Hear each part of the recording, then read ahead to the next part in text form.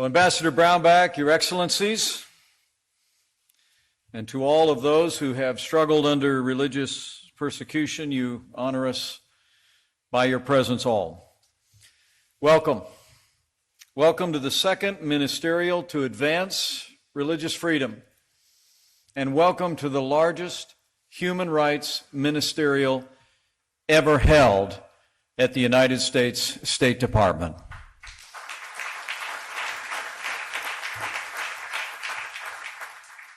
We gather today as people who believe in freedom of religion and also the power of faith. As Vice President of the United States, I stand for the freedom of religion that animated the American founding and is enshrined in our Bill of Rights. But this is a special day for me as well because on a personal level, my faith in Jesus Christ has brought meaning and purpose to me and my family every day of my life. So I'm honored by your presence, and I'm especially honored to address you today as Vice President to an American president who has been a great champion of religious freedom at home and abroad. So allow me to begin by bringing greetings and welcome on behalf of the 45th President of the United States of America, President Donald Trump.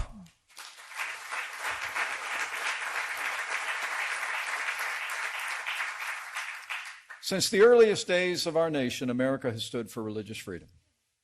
Our first settlers left their homes and all they knew for the chance to, as they said, begin the world all over again.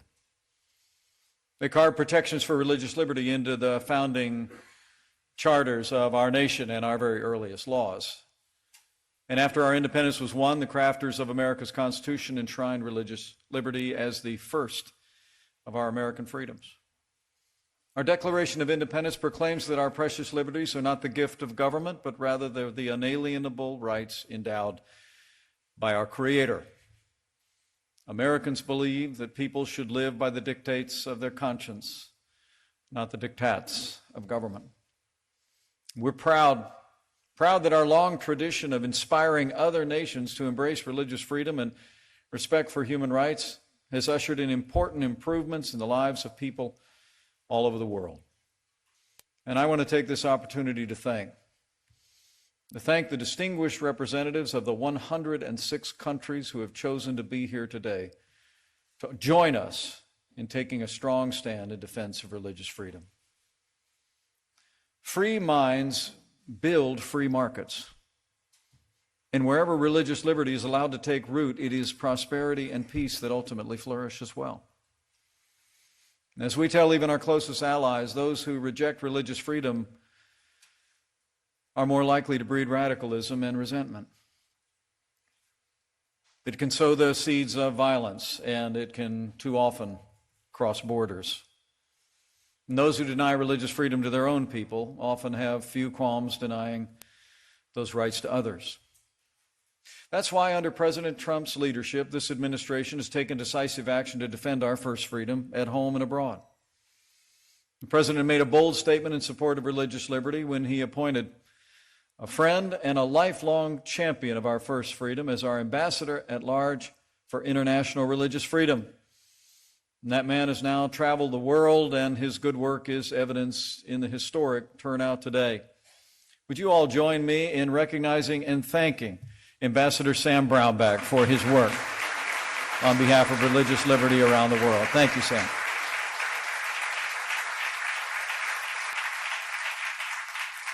And earlier this year, our administration built on that progress by appointing Elan Carr as a special envoy for monitoring and combating anti-Semitism. And earlier today, as you all heard, Secretary of State Mike Pompeo announced a new initiative to create a forum for dialogue about religious liberty around the world, and we look forward to working with each of you in the newly instituted International Religious Freedom Alliance.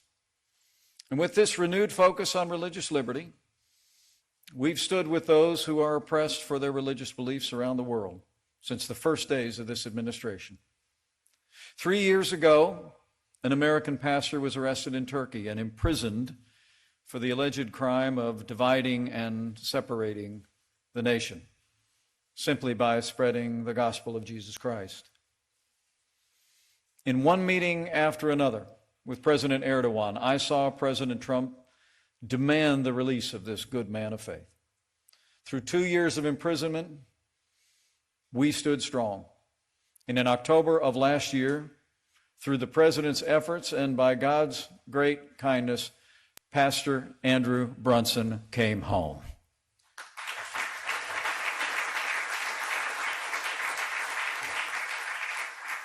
Pastor Brunson's story of perseverance in the face of incredible hardship was an inspiration to people across our country and believers around the world.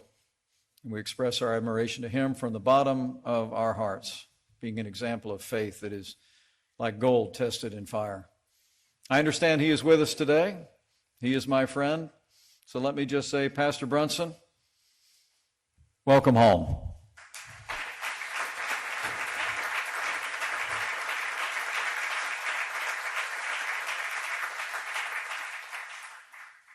It is good to be back with you for the second year in a row. Last year, it was my great honor to address the first Ministerial, where I announced 2 initiatives that I'm proud to report have made great progress. We announced a new initiative to ensure that religious freedom and religious pluralism would prosper across the Middle East, the Genocide Recovery and Persecution Response Program. And to date, I'm proud to report the United States has provided more than $340 million in aid to faith and ethnic minority communities persecuted by ISIS in Iraq and throughout the region.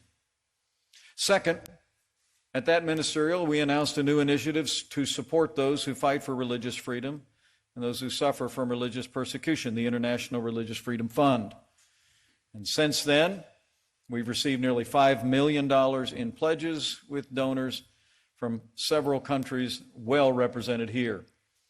With your support, we've provided more than 435 rapid response grants to those persecuted because of their beliefs, helping more than 1,800 people directly as well as their families and fellow believers.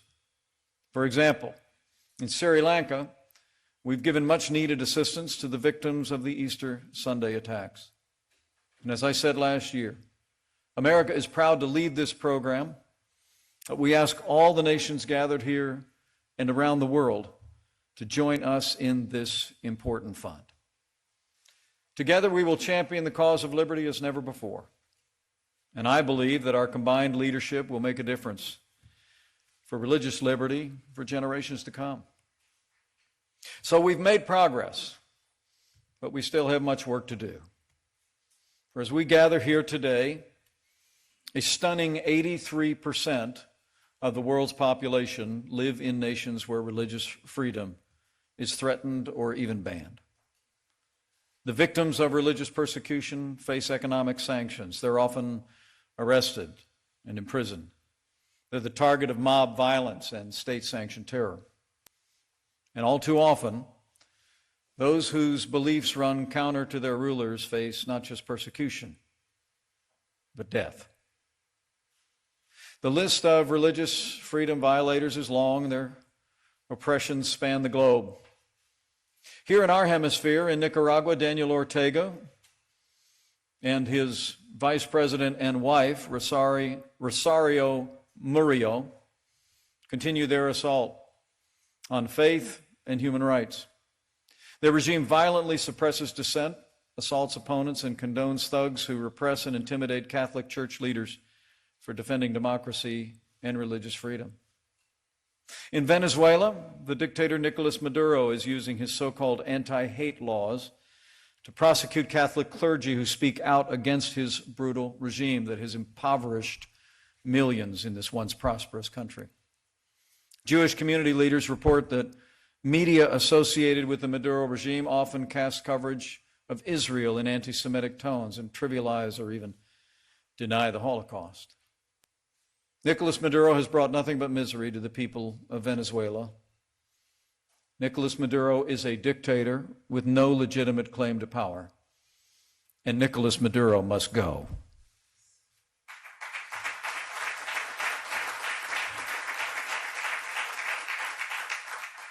At President Trump's direction, the United States was proud to be the first nation on earth to recognize interim President Juan Guaido as the legitimate president of Venezuela, and since then, We're grateful that more than 50 nations have joined us in this cause, including Greece just last week, which became the 55th nation to recognize interim President Juan Guaido. So we're standing strong for free and democratic Venezuela. We're also calling out the persecution of religious minorities in the greatest state sponsor of terrorism in the world, the Islamic Republic of Iran. The Iranian people enjoy few, if any, freedoms, least of all the freedom of religion.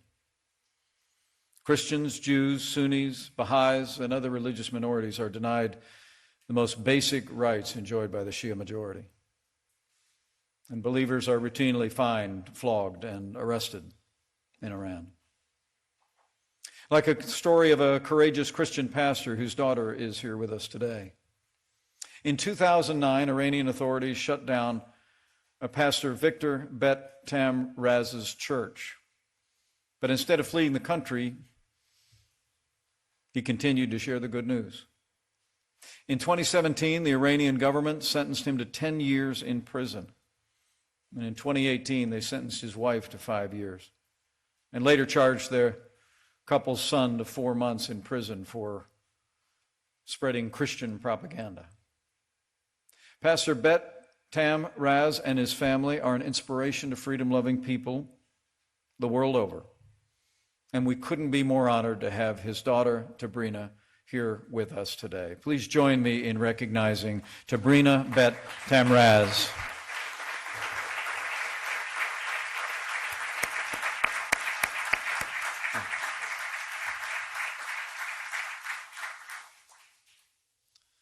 Of course, Iran's leaders aren't content to persecute only their own people. They routinely export violence and terrorism throughout the region, including to their neighbors in Iraq. To this day, Iranian-backed militias extort and terrorize the people of the Nineveh Plain, which is still recovering from the days of ISIS' brutal reign. Now, let me be clear. The United States will not stand idly by while Iranian-backed militias spread terror. And today, I'm announcing that the United States has placed sanctions on 2 leaders of Iranian-backed militias for all they've done. We will hold them accountable.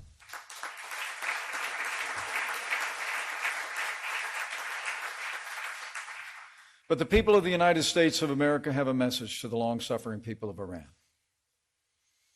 Even as we stand strong against the leaders in Tehran, know that we are with you. We pray for you. And we urge you to press on with courage in the cause of freedom and a peaceful and prosperous future for your people. So we're standing up to the regime in Tehran. We're also standing up for the persecuted Rohingya people in Burma. While that conflict has fallen along ethnic lines, we cannot ignore the rise of militant Buddhism against Muslim and Christian minorities that's taken place. A brutal campaign of ethnic cleansing against the Rohingya has forced more than 700,000 to flee across the border to Bangladesh.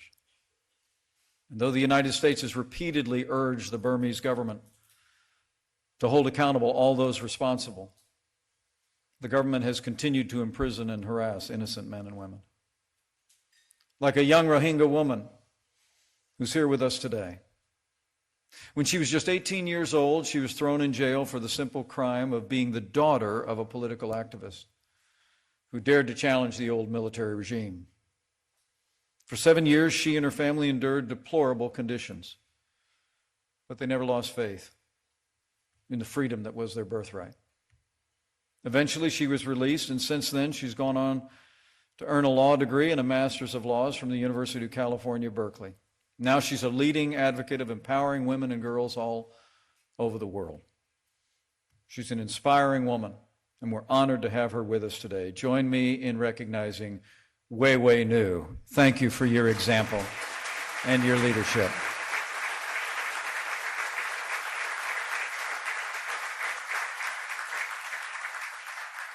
The United States has urged the Burmese government to hold accountable those responsible and make it clear that these mass atrocities must never happen again. But so far, our words of admonition have seemed to fall on deaf ears.